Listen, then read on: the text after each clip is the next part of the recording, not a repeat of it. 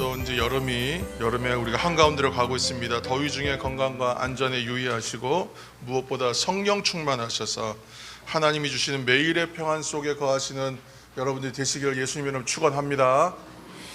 오늘 이제 말씀은 우리가 이제 새벽에 이제 최근에 읽었던 말씀인데, 오늘 본문 말씀은 지금으로부터 약 2600여 년 전 스바냐 선지자 통해서 하나님께서 당시 백성 되었던 이스라엘 사람들에게 주셨던 말씀입니다. 우리 스바냐 오늘 읽지 않은 본문 가운데 1장 1절 말씀을 여러분 책과 앞에 화면을 참조하셔서 1장 1절을 우리 함께 읽겠습니다.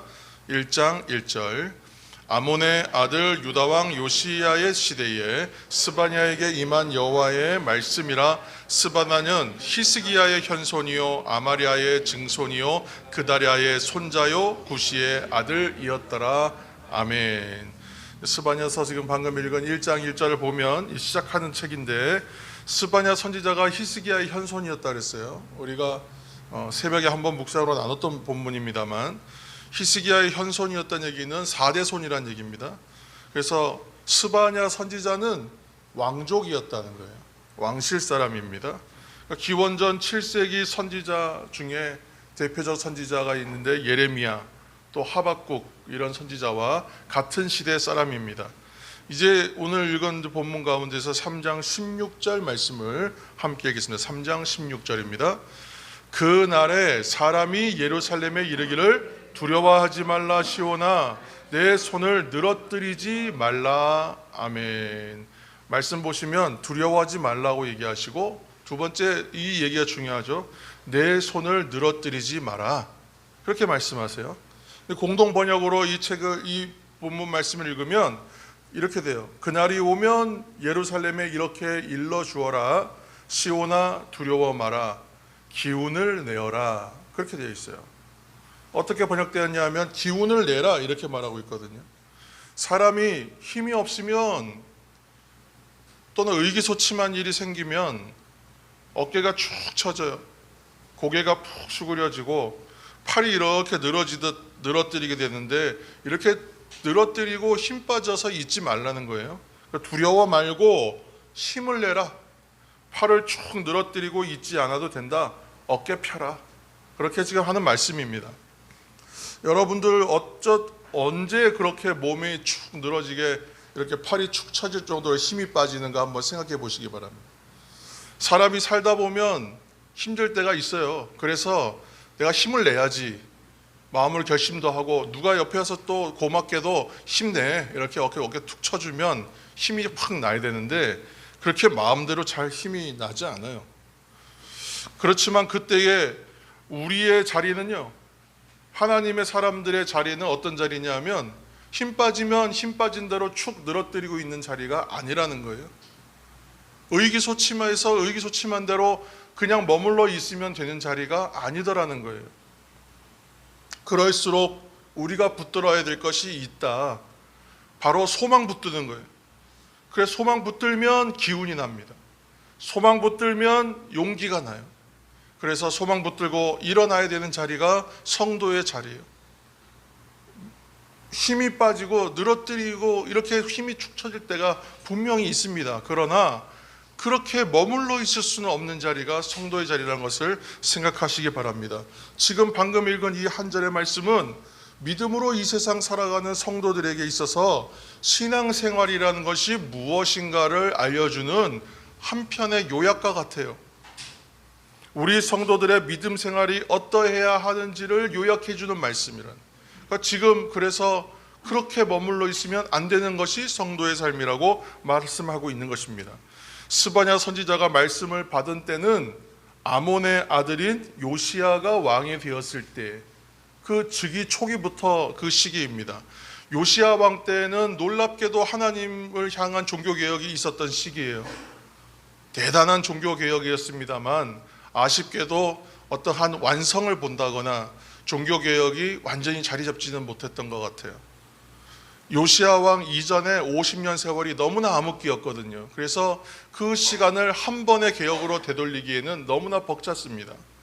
특별히 그 히스기야 이후에 므낫세 시대가 굉장히 길었는데 그 나라는 되게 발전하고 경제도 발전하고 국력은 신장되었던 시기였지만 그 시기는 히스기야 그 이전 때로 다시 돌아가서 그 어느 때에도 비교할 수가 없을 만큼의 영적인 암흑기였다는 것을 우리가 알고 있습니다.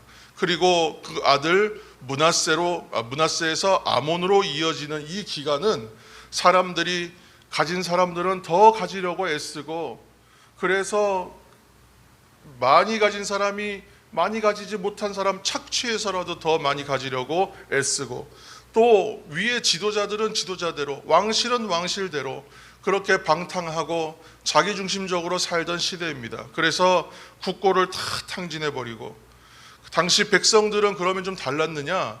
윗물이 맑아야 아랫물이 맑은 거예요. 그런데 위에도 위층에 지배층이 지도층이 다 그 모양이었기 때문에 백성들 또한 신앙적인 면, 도덕적인 면 모두가 부패하고 무질서하고 타락했던 시대가 바로 그 시대입니다.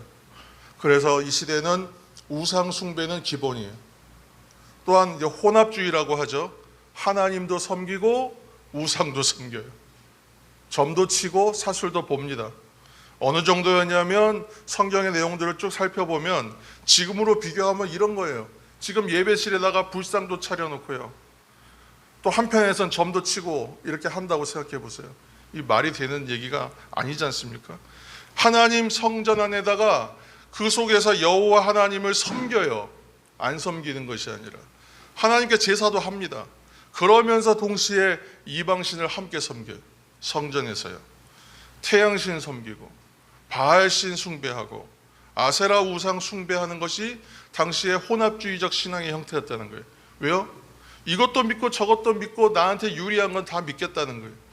나에게 돈 되는 일은 다 하겠다고 하는 오늘날 세태와 너무 닮아 있잖아요. 백성들은 이 흑암과 같은 무질서한 생활에 깊이 빠져 있었습니다. 그 므낫세 왕이 이제 그 다음 왕 아몬으로 이어지면 좀 나아질까 했더니 달라질 것이 없어요. 아버지보다 더해요. 그런데 아몬은 구테타가 일어나서 2년 만에 실각하고 죽임을 당합니다. 그런데 그 구테타 세력들에게 백성들이 동조하지 않아요. 그래서 그 구테타는 즉시로 진압되고 그 이어서 이제 요시야가 즉위하여 왕이 오릅니다. 요시야가 즉위한 이 초기 시절이 바로 스바냐 선지자 활동 시기인데 스바냐는 처음에 말씀드린 대로 왕족 출신입니다. 그러다 보니까 지금 말씀드렸던 사회상을 잘 알 뿐더러 특별히 왕실과 고위층의 부패와 그들의 방탕함을 너무나 잘 알고 있었어요. 사회 전반이 모두 부패하고 타락했다는 것에 대하여 깊이 고심했어요. 그래서 스바냐 선지자 선포의 메시지는 무엇보다도 이스라엘의 극약 처방하는 메시지가 필요하다. 그것은 바로 회개의 메시지다 라고 생각했던 거예요. 하나님께서 그에게 회개하라는 메시지를 주십니다.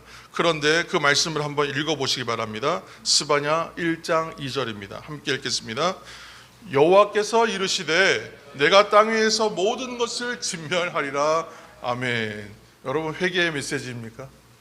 회개의 메시지예요. 그런데 굉장히 무섭고 두려운 말씀이에요. 무시무시합니다. 무섭고 두려운 심판의 날을 선포하지만 무엇보다 여호와의 날을 선포하고 있는데 1장 이 내용들을 여러분 말씀을 다시 한번 찬찬히 보시면 중간중간에 단어들이 무슨 단어가 보이냐면 진멸하리라, 멸절하리라, 멸절하리라, 멸절하리라 이런 말이 계속 반복돼요. 굉장히 두려운 말씀들입니다. 이처럼 하나님의 심판과 재앙을 받게 될 것이라는 말씀 앞에서 백성들은 어땠을까요? 말씀이 들어오지 않는 사람들은 아예 미동도 하지 않겠지만 말씀이 들어온 사람들은 어떻겠습니까? 두려웠습니다. 그리고 나서 혼란스러웠어요. 그리고 사람들이 이것이 막연한 두려움이 들어오고 낙심되면 제일 먼저 들어오는 감정이 뭐예요? 두려움과 힘 빠지는 것, 낙심하는 것, 이 마음이죠. 그래서 두려움과 혼란과 낙심에 빠져 있는 사람들, 그 백성들을 향하여 선지자를 통해 하나님의 말씀이 다시 선포돼요. 충격을 받은 사람들에게. 그 말씀은 뭐냐면 소망의 메시지. 3장 13절 말씀을 우리가 함께 읽겠습니다. 3장 13절. 이스라엘의 남은 자는 악을 행하지 아니하며 거짓을 말하지 아니하며 입에 거짓된 혀가 없으며 먹고 누울지라도 그들을 두렵게 할 자가 없으리라. 아멘. 구약 성경 선지서 안에 등장하는 하나의 사상이 있어요. 남은 자 사상. 하나님께서 어떠한 시대에도 남은 자가 있다고 말씀하시는데 오늘 말씀 가운데도 보면 이스라엘에 남은 자가 있다라고 말씀하세요. 남은 자가 있다. 이사야 선지자가 대표적으로 남은 자에 대해서 선포한 내용이 있습니다. 이사야 6장 13절도 함께 읽겠습니다. 그 중에 10분의 1이 아직 남아 있을지라도 이것도 황폐하게 될 것이나 밤나무와 상수리나무가 배임을 당하여도 그 구루터기는 남아 있는 것 같이 거룩한 씨가 이 땅에 구루터기니라 하시더라. 아멘. 나무의 윗동을 잘라내고 나면 밑동과 뿌리만 남잖아요. 구루터기라고 하잖아요. 그런데 그 구루터기가 바로 남은 자를 의미하는 것이다. 상징이라는 거예요. 그리고 그들이 누구야고요? 거룩한 씨앗이다.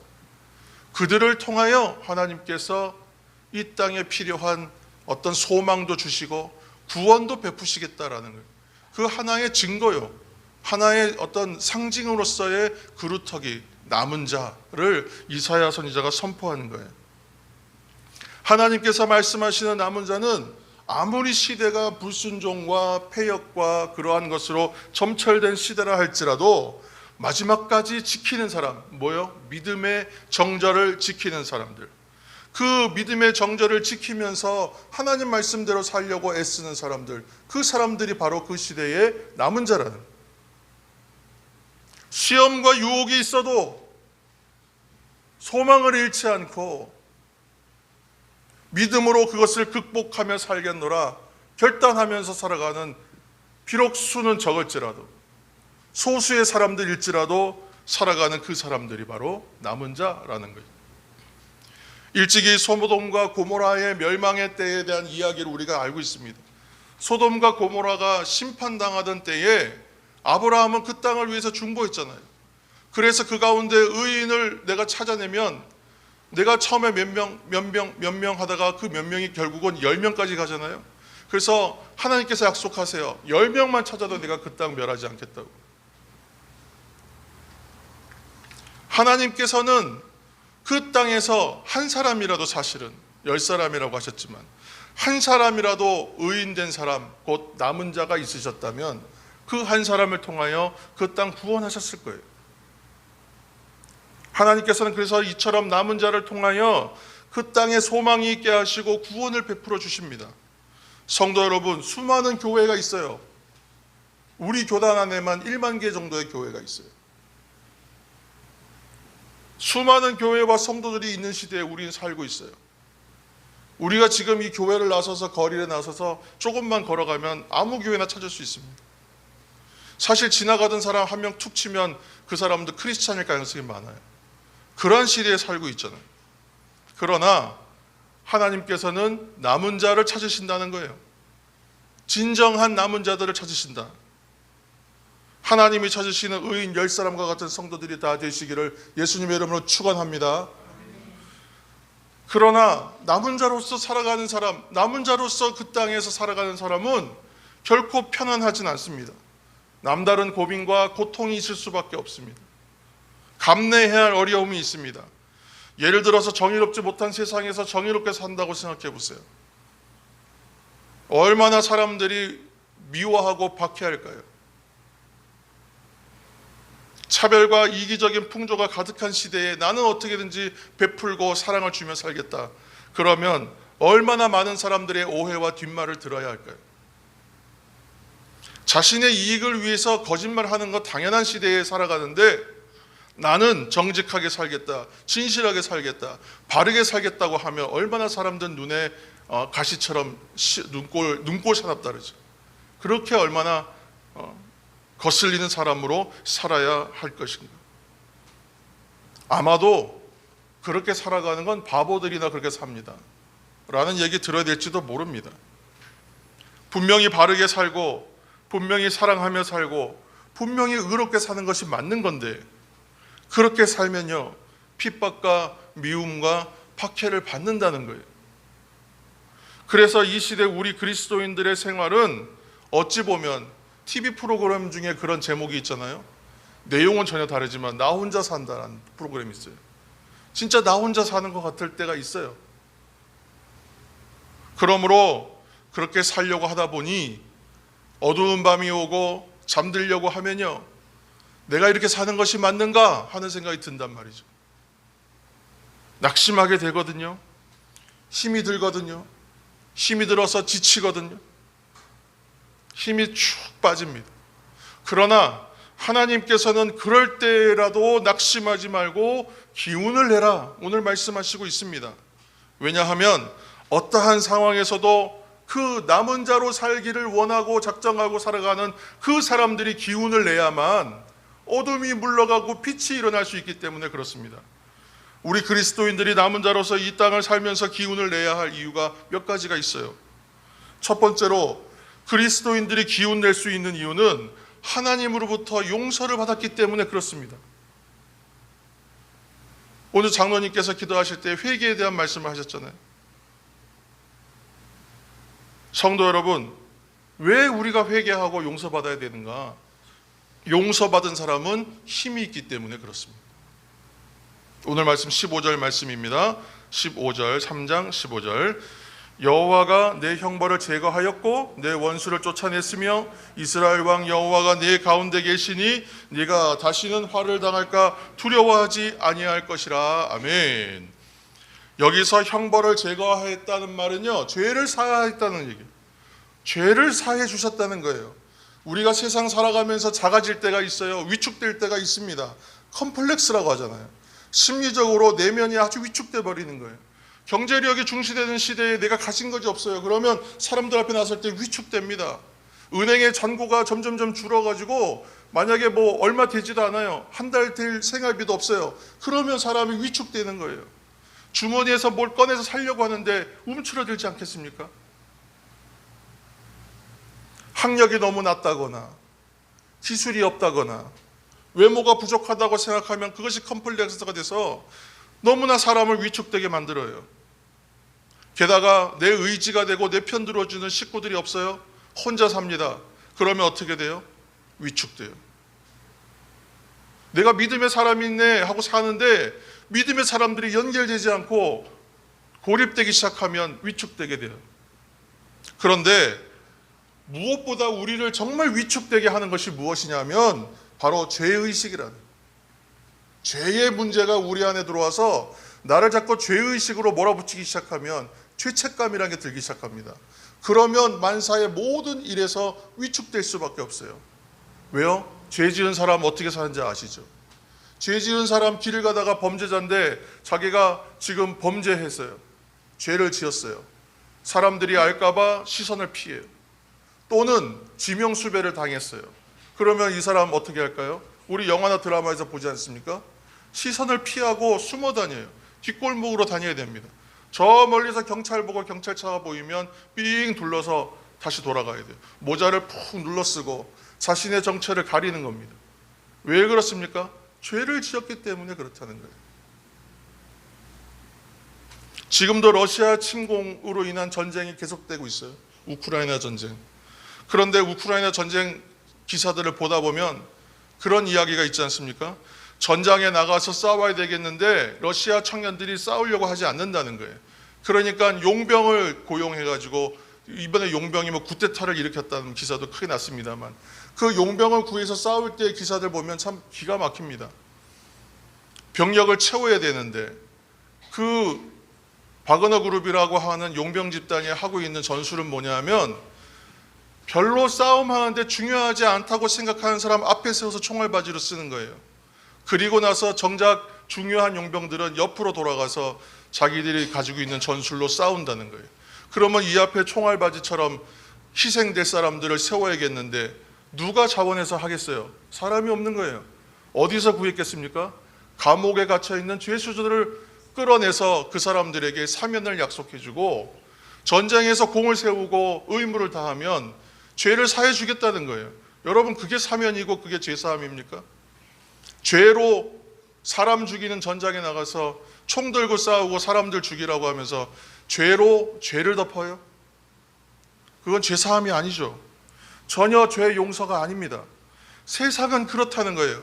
세상에서 사면해 준다는 것은 뭔가 공로가 있어야 하고 뭔가 대가가 있어야 되는 것이에요. 종교개혁자 루터가 로마서를 읽다가 예수 그리스도를 믿는 믿음을 회복하면서 회심했다는 얘기는 아주 유명한 이야기입니다. 그런데 루터가 그렇게 회심했음에도 불구하고 또 지쳐서 또 죄책감 때문에 그 해결되지 않는 죄책감이 있어서 괴로워했다는 거예요. 그러던 어느 날 밤에 말씀 묵상하다가 잠이 들었는데 꿈을 꿨어요. 또 마귀가 나타나서 루터가 범한 죄라는 것을 다 벽에다 쓰는 거예요. 일일이 조목조목 적어서 하나하나 조목조목 따져가면서 정죄하다는 거예요. 정죄하고 공격하고 괴롭혔어요. 그런데 그때 루터의 꿈속에서 말씀 구절 한 절이 떠오릅니다. 요한일서 1장 7절 말씀이었어요. 예수의 피가 우리를 모든 죄에서 깨끗하게 하실 것이요. 그 말씀이 불현듯 떠오르면서 그 말씀을 붙들고 자기를 참소하는 마귀와 자기를 번민케 하는 죄를 향해서 이 성경 구절 가지고 선포하면서 대적했다는 거예요. 그랬더니 참소하던 마귀가 더 이상 그를 괴롭히지 못하고 도망치더라는 거예요. 그 순간 놀라서 잠에서 깨어났습니다. 루터의 이날 일기의 기록이 이렇습니다. 나는 이제 깨끗함을 느낀다. 죄사함의 은혜를 입었다는 것이죠. 죄의 압박을 가지고 있으면 양심의 가책을 느끼고 양심의 가책을 느끼게 되면 사람은 움츠러드는 거예요. 그래서 항상 소심하고 의기소침해 있을 수밖에 없어요. 남에게 들키지 않았다고 해서 다른 사람이 내 내면을 들여다보지 못한다고 해서 절대로 내가 의로운 사람인 것처럼 드러내고 살 수가 없어요. 자신이 없어요. 내가 법은 어떻게 피해 다닌다고 하더라도 양심의 법은 피할 수 없기 때문에 그렇습니다. 무엇보다 내 중심을 바라보시는 하나님 앞에서 떳떳하지 못하면 우리는 움츠러들 수밖에 없어요. 기운이 없습니다. 그런데 이런 나를 하나님께서 부르셔서 나의 죄를 완전하게 용서해 주시기 위하여 내 죄의 대가를 예수 그리스도께서 친히 담당하여 주셨다는 거예요. 그리고 누구든지 기도하면 들어주시고 회개하면 용서하시겠다 말씀하십니다. 이사야 1장 18절 말씀을 우리가 다 같이 읽읍시다. 이사야 1장 18절 나에게 주시는 말씀으로 읽으면 됩니다. 여호와께서 말씀하시되 오라 우리가 서로 변론하자.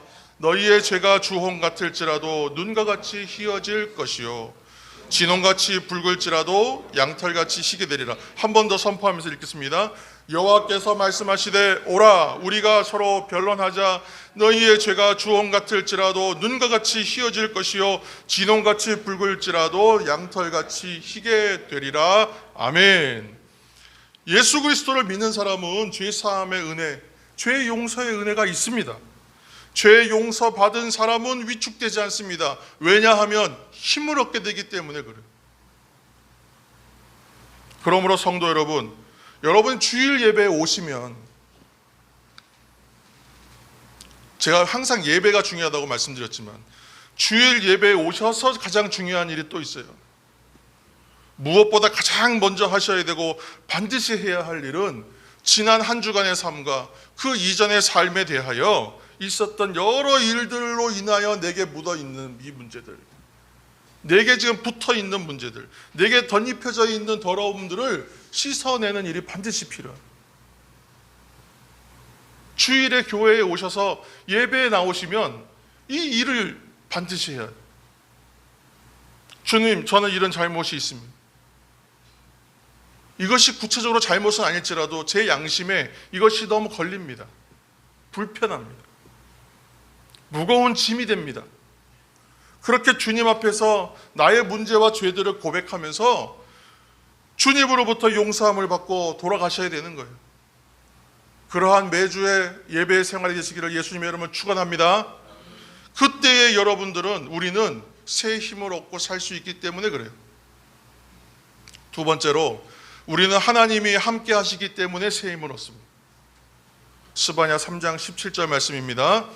너의 하나님 여호와가 너희 가운데 계시니 그는 구원을 베푸실 전능자이시라. 그가 너로 말미암아 기쁨을 이기지 못하시며 너를 잠잠히 사랑하시며 너로 말미암아 즐거이 부르며 기뻐하시리라 하리라. 아멘. 하나님이 우리 가운데 계시다. 하나님이 우리 가운데 계시니 기운을 내라, 새 힘을 얻어라. 하나님이 함께 계신다는 확신이 여러분 있으십니까? 할렐루야. 아멘. 이러한 확신이 있을 땐 두려움이 없어요. 옛날에 그 유명한 개그맨이 얘기했던 유행어, 이 얘기하면 나에게 다 드러나지만 우리 그거 다 아시잖아요. 음매기사로. 그죠? 음매기사로. 힘이 나는 거예요. 그게 무슨 언제적 유행어입니까? 모르는 사람은 세대가 갈라지는. 미안합니다. 전능하신 하나님이 내 편이 되신다는 거잖아요. 하나님이 언제 어디서나 나를 확실하게 붙들고 계신다는 것을 알면 힘이 나는 거죠. 담대할 수밖에 없어요. 더 이상 설명이 필요 없어요. 두려움이 없어져요. 지긋지긋하게 나를 짓누르던 어떤 고통과 통증과 이런 문제가 어느 날 잠을 자고 일어났더니 깨끗이 회복된 것 같은 그 상쾌함, 여러분 아실 겁니다. 그러한 마음이 드는 거예요. 매일이 그렇다고요. 매일이. 하나님이 나와 함께 하신다는 것을 깨닫는 순간마다 그 새로움이 우리에게 임하여 진다는 것. 두렵지 않고 기쁘고 힘이 난다. 문제는 이러한 확신을 갖지 못한다. 확신을 깨닫지 못한다. 갖지 못할 때 문제입니다. 하나님이 계시는데 하나님 안 계신 것처럼 살아가는 게 문제다. 하나님이 마치 계시지 않는 것처럼 살아가기 때문에 두려움과 연약함과 그런 우울함 가운데 살아가게 되는 거예요. 이것을 기독교 윤리에서는 그런 용어를 써요. 실천적 무신론자라 그래요. 실천적 무신론자. 우리가 일반적으로 아는 신이 없다고 말하는 무신론자는 이론적 무신론자예요. 그런데 실천적 무신론자는 뭐냐 하면 이 사람들은요, 경건의 모양도 있습니다. 성도로서 교회 나오고요, 예배도 드려요. 그런데 하나님 안 계신 것처럼 살아요. 정작 하나님이 계시다는 것은 믿는다고 말해요. 네, 하나님 계신 거 믿습니다. 그러나 살아가는 것은 하나님 안 계신 것처럼 살아갈 때 실천적 무신론자를. 만일 나는 믿음의 사람이라고 고백하고 신앙생활도 해나가지만 정작 믿음 없는 사람하고 똑같이 살아간다면 이거야말로 안타까운 일이고 우리가 말하는 억울함 시리즈 중에 상위에 올라가야 되는 일이죠. 진짜 억울한 인생이죠. 얼마나 안타깝습니까? 오늘날 그리스도인이라고 당당히 말하고 살다가 세상에 무리를 일으킨 사람들 많이 봅니다. 말도 안 되는 범죄를 일으키고 부패함으로 처벌받는 사람들 가운데 알고 보면 어느 교회 집사라는 말 많이 나와요. 그 사람들 대표적인 실천적 무신론자 아닐까요?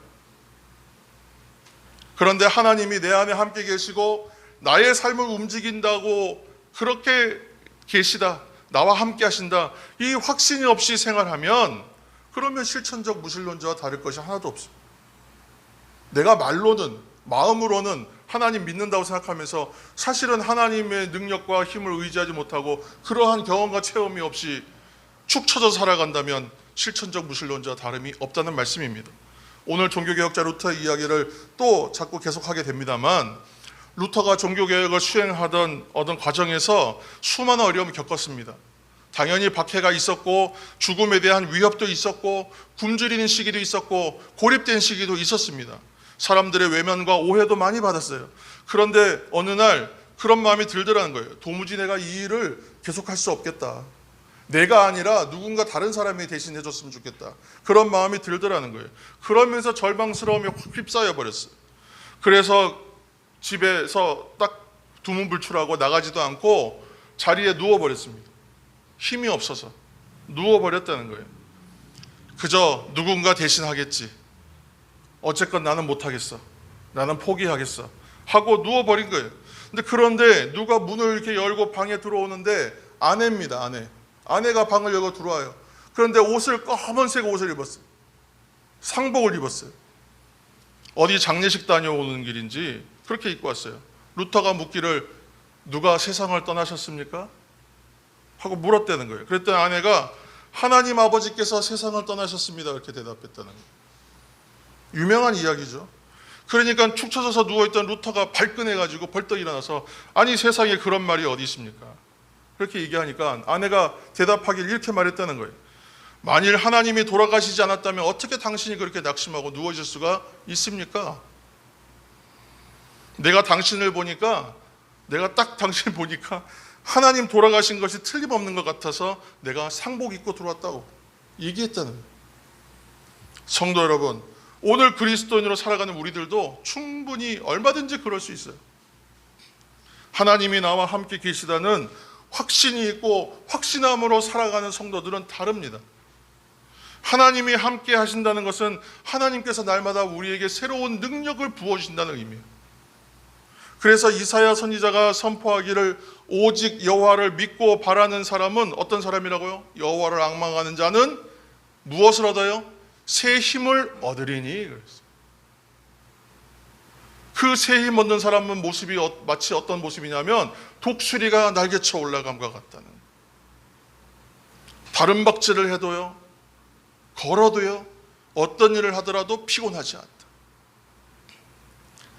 새 힘을 얻는다는, 그렇게 말씀하고 있지 않습니까? 우리 이사야 40장 31절을 우리 마지막으로 함께 다 같이 한번 읽겠습니다.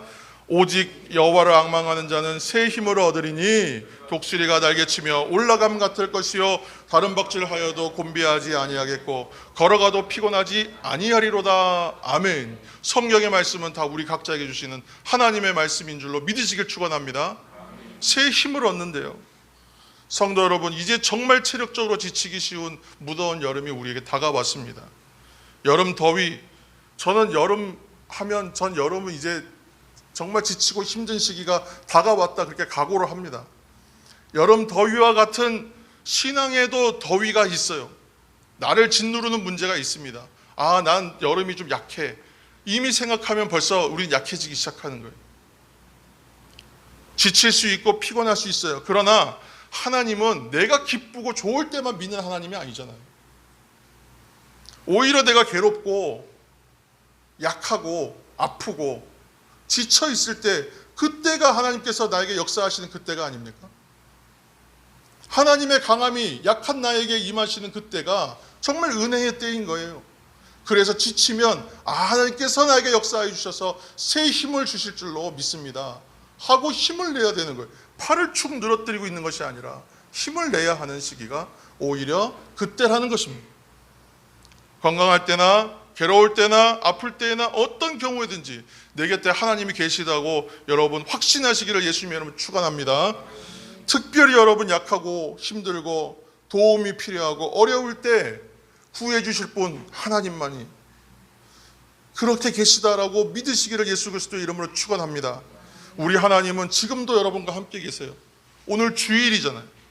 오늘 나와 함께 계신 이 시간 우리와 함께 계신 하나님 붙들고 예배 마치고 집으로, 직장으로, 사업장으로, 삶의 자리로 돌아가시는 분들은 힘있게 한 주 살 수 있습니다.